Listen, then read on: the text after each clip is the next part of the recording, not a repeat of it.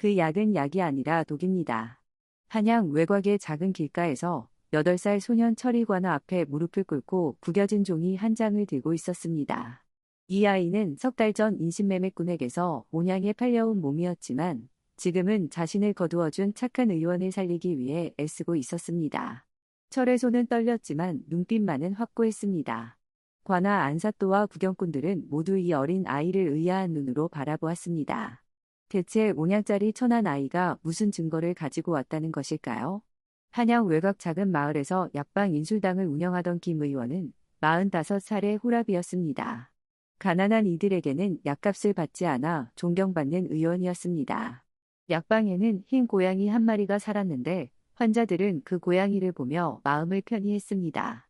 어느 장날, 김 의원은 장터에서 팔려 나온 8살 아이를 발견했습니다. 온몸에 멍과 상처가 가득했지만 눈빛만은 맑았습니다. 온약만 주시면 데려가십시오. 인신매매꾼이 소리쳤습니다. 김 의원은 온양을 주고 아이를 사들였습니다. 이제부터 내가 살 곳은 내 집이다. 이름은 철이라고 합니다. 부모님은? 아버지는 산에서 약초를 캐던 양인이셨는데 제가 5살 때 산사태로 돌아가셨습니다. 저는 노비가 아니라 가난 때문에 팔려다녔을 뿐입니다. 김 의원은 철을 데려와 밥을 먹였습니다. 철은 눈물을 흘렸습니다. 3년 동안 이렇게 따뜻한 밥을 먹어본 적이 없었습니다. 앞으로 매일 먹을 수 있단다. 약방 일을 배워보겠느냐? 철은 큰 절을 올렸습니다. 철은 놀라운 속도로 배웠습니다. 냄새만 맡고도 약재를 구별했습니다. 한 달 후 김 의원이 물었습니다. 너 약초를 배운 적이 있느냐? 아버지께서 가르쳐 주셨습니다. 감초는 기침을 먹게 하고 천궁은 두통을 치료하고 부자는 제대로 포제하지 않으면 맹독이라고요. 약초와 독약은 종이 한 장 차이이고 세상에는 약을 독으로 바꾸는 나쁜 자도 있으니 진실을 보는 눈을 길러야 한다고 하셨습니다. 김 의원은 감동했습니다. 하지만 철도 실수는 했습니다. 어느 날 환자가 급하게 왔을 때 감기와 천궁을 헷갈렸고 김 의원이 바로 고쳤습니다. 철은 그날 밤 울었습니다. 실수는 누구나 한다. 중요한 것은 그 실수에서 배우는 것이란다. 석 달 후 김 의원은 철을 양자로 드리기로 했습니다. 너는 양인의 자식이니 면천 절차는 필요 없다. 곧 관아에 가자. 하지만 그 전에 사건이 터졌습니다. 어느 초가을 오후 부자 이 대감이 약방을 찾아왔습니다. 한 달 전부터 기침이 멎지 않고 가래에 피가 섞여 나오오. 김 의원은 맥을 짚었습니다. 폐열 증상입니다. 서늘한 약재로 열을 식혀야 합니다. 그는 약첩을 작성했습니다. 지왕서돈, 맹문동서돈, 오미자 2돈, 감초 1돈 반. 그의 글씨는 단정했고 지자 오른쪽에 작은 갈고리가 있었으며 황자는 약간 기울어진 것이 특징이었습니다. 철은 그 필체를 마음속에 새겼습니다. 저녁 식사 후에 따뜻하게 달여 드시면 닷새 뒤에는 차도가 있을 것입니다. 이 대감은 은자 선양을 내놓고 떠났습니다. 철은 문밖을 보다가 이상한 점을 발견했습니다. 하인 한 명이 약방 안을 유심히 훑어보고 있었습니다. 선생님, 저 하인이 이상합니다. 너무 예민하구나. 구경하는 것이겠지. 하지만 철의 불안감은 사라지지 않았습니다. 그날 밤 꿈에 아버지가 나타났습니다. 철아, 조심해라. 진실을 보는 눈을 잃지 마라. 나흘 후 새벽, 급한 노크 소리가 들렸습니다. 관아에 포졸셋이 서 있었습니다. 김 의원, 너를 체포한다. 이 대감께서 내가 지어준 약을 드시고 돌아가셨다. 김 의원의 얼굴이 하얗게 질렸습니다. 그럴 리가 없습니다. 제 약에는 독이 없었습니다. 초검관께서 독살 흔적을 확인하셨다. 관아로 가자. 철은 뛰어나왔습니다. 선생님은 억울합니다. 포졸이 철을 밀쳤습니다. 김 의원이 끌려가며 말했습니다. 두려워하지 마라. 선생님을 믿어다오. 하지만 김 의원의 목소리는 떨리고 있었습니다. 철은 혼자 남겨져 바닥에 주저앉았습니다. 손이 떨렸고 가슴이 답답했습니다. 흰 고양이가 다가와 머리를 비볐지만 위로가 되지 않았습니다. 아니야. 나는 더 이상 5살 때 아버지를 잃은 그 무력한 아이가 아니야. 선생님은 억울하다.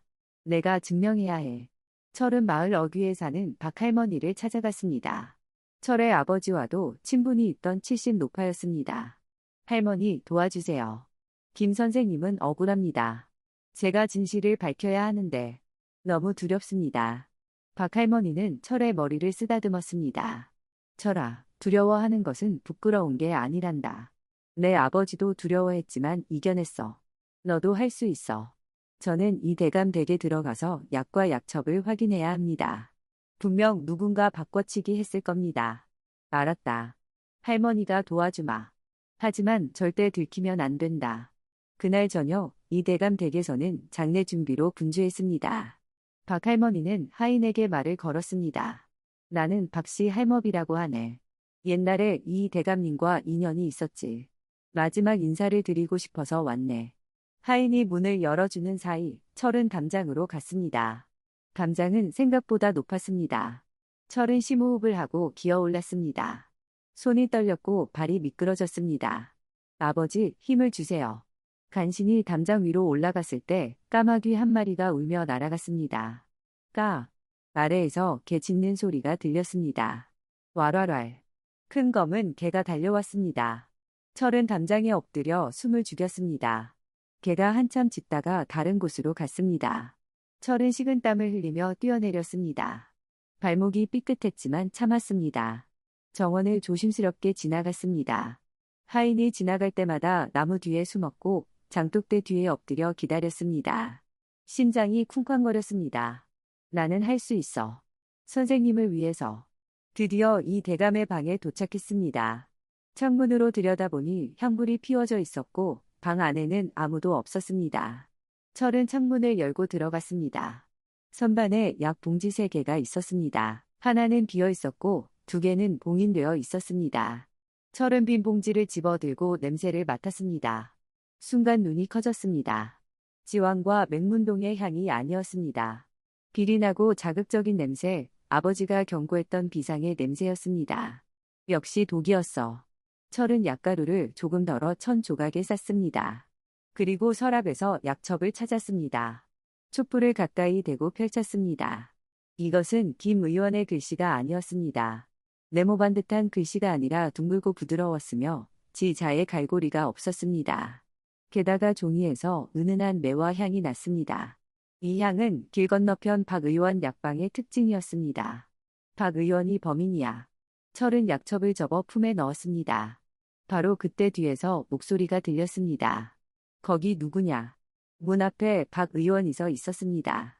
손에는 작은 칼을 들고 있었습니다. 내가 김 의원의 그 5냥짜리 꼬마로군. 너무 많이 알았구나. 철은 공포에 떨며 뒤로 물러섰습니다.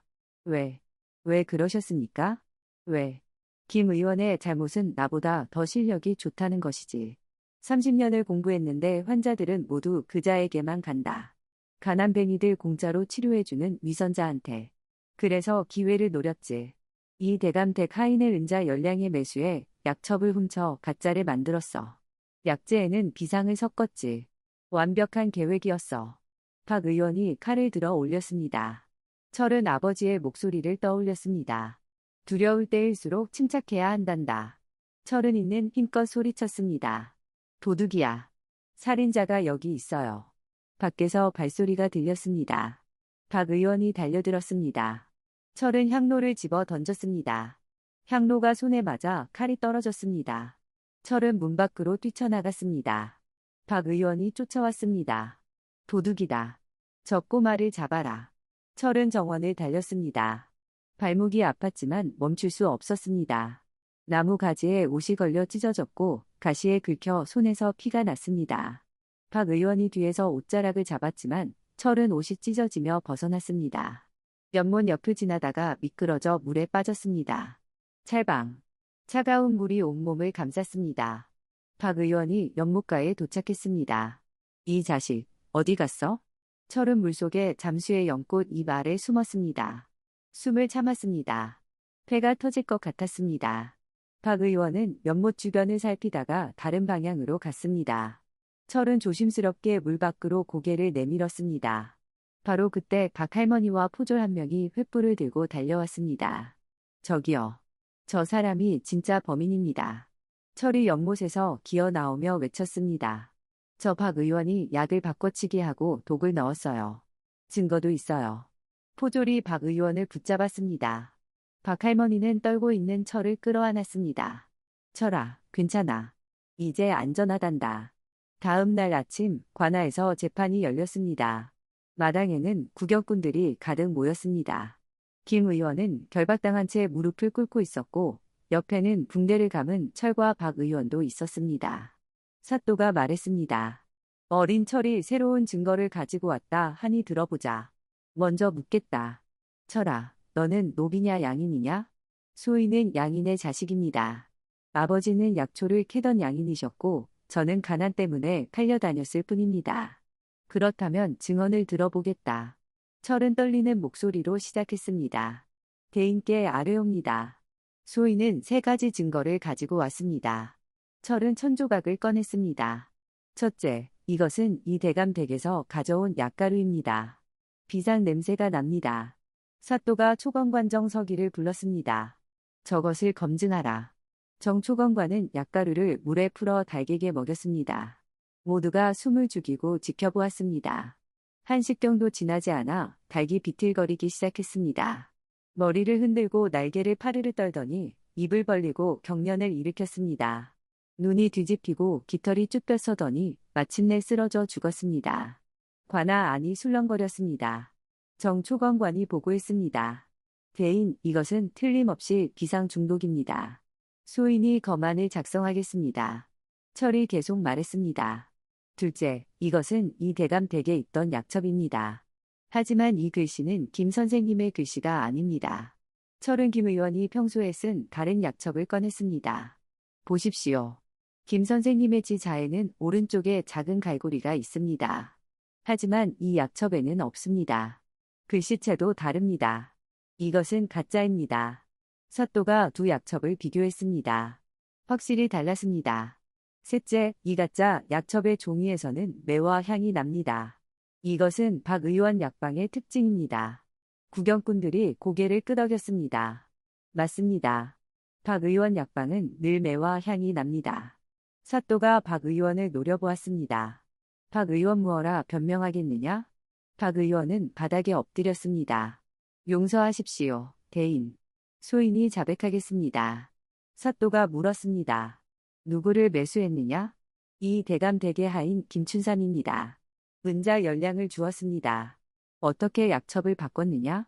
김춘삼이 김 의원 약방에서 약첩을 받은 후 길에서 훔쳐 소인에게 가져왔습니다.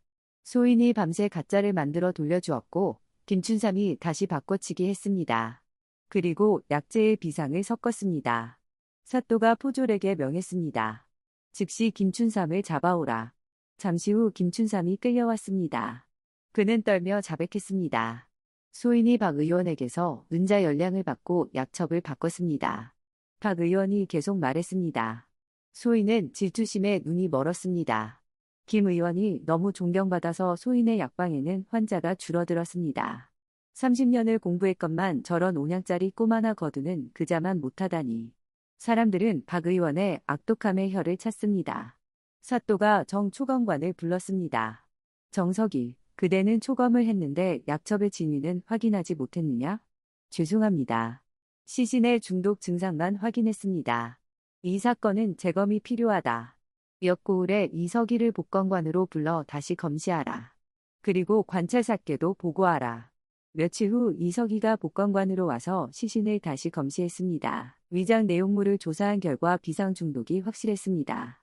또한 증인들이 나섰습니다. 저는 이 대감댁 옆집에 삽니다. 그날 밤 박 의원이 뒷문으로 몰래 들어가는 것을 봤습니다. 저는 종이 파는 상인입니다. 3달 전에 박 의원이 매화향 종이를 많이 샀습니다. 약방 장부에도 기록되어 있습니다. 사또가 판결을 내렸습니다. 박 의원과 김춘삼은 살인 및 모함죄로 옥에 가두고 복검 후 형조로 이송하라. 김 의원은 무죄이니 즉시 석방하라. 김 의원의 결박이 풀렸습니다. 그는 비틀거리며 철에게 다가갔습니다. 두 사람은 서로를 끌어안았습니다. 김 의원은 떨며 울었습니다. 철아, 미안하다. 내가 없었다면 선생님은 억울하게 죽을 뻔했다. 선생님은 처음에 내 말을 믿지 못했어. 그게 후회된다. 철도 눈물을 흘렸습니다. 아니에요, 아버님. 아버님은 저를 사람으로 만들어 주셨어요. 5냥짜리 천한 몸을 거두어 주시고 밥을 먹여 주시고 의술을 가르쳐 주셨어요. 저는 그 은혜를 갚았을 뿐입니다. 구경꾼들도 눈물을 흘렸습니다. 사또가 말했습니다. 저 아이의 지혜와 용기는 가상하도다. 상금 식량을 내리노라. 그리고 김 의원, 철을 양자로 드리는 절차 비용을 관하해서 면제해 주겠노라. 구경꾼들이 박수를 쳤습니다. 한 달 후 형조에서 최종 판결이 내려졌습니다. 박 의원은 교수형에, 김춘삼은 곤장 백대후 유배형에 처해졌습니다. 김 의원은 정식으로 철을 양자로 드렸습니다. 양자 입적식 날, 김 의원은 조상 신주 앞에서 철과 함께 절을 올렸습니다. 조상님들께 아뢰옵니다. 오늘 철을 제 아들로 맞이합니다. 이 아이는 저를 살렸고 정의를 지켰으며 용기를 보였습니다. 철도 큰 절을 올렸습니다. 조상님들께 인사드립니다. 소자 철은 오늘부터 이 집안의 아들이 되었습니다. 아버님의 은혜 잊지 않고 위수를 갈고 닦아 많은 사람을 구하겠습니다. 이 대감에 큰아들이 찾아와 무릎을 꿇었습니다. 선생님, 저희 집안의 잘못으로 억울하게 고생하셨습니다. 용서해 주십시오. 김 의원은 그를 일으켜 세웠습니다. 진실이 밝혀졌으니 됐습니다. 이 대감의 아들은 은자 100냥을 내놓았습니다. 김 의원은 나중에 그 돈을 가난한 환자들의 약값으로 썼습니다. 세월이 흘렀습니다. 철은 15살에 이미 혼자 환자를 진료할 수 있었습니다. 어느 날 관찰사가 병에 걸려 철이 불려갔습니다. 대감마님, 이것은 습열 증상입니다. 철이 처방한 약으로 관찰사는 사흘 만에 나았습니다. 어린 나이에 이런 실력이라니. 앞으로 크게 될 인물이로다. 20이 되었을 때 철은 김 의원의 명성을 뛰어넘었습니다. 하지만 철은 가난한 이들에게는 여전히 약값을 받지 않았습니다. 철은 30살에 같은 의원 집안의 딸과 혼인했습니다. 아내도 약초에 능했고 두 사람은 함께 환자를 치료했습니다. 슬하에 두 아들 한 딸을 두었고 모두 의원이 되었습니다. 김 의원이 70세로 세상을 떠나던 날, 철은 아버지의 손을 잡고 말했습니다. 아버님, 소자는 아버님의 가르침을 잊지 않겠습니다. 김 의원은 미소 지으며 눈을 감았습니다.